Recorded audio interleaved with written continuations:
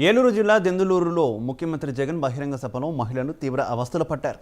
జగన్ బహిరంగ సభలో ప్రసంగిస్తుండగానే మహిళలు వెనుదిరిగారు. మహిళలను అడ్డుకునేందుకు పోలీసులు, వాలంటీర్లు ప్రయత్నించారు.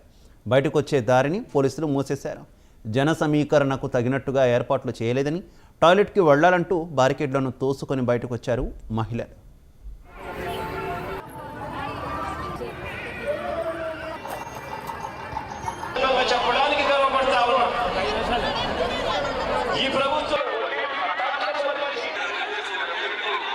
వెళ్ళిపోతున్నారండి.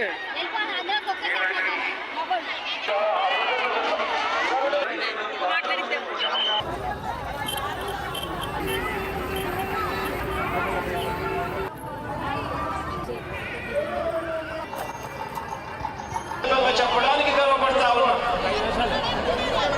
ఈ ప్రభుత్వం వెళ్ళిపోతున్నారండి.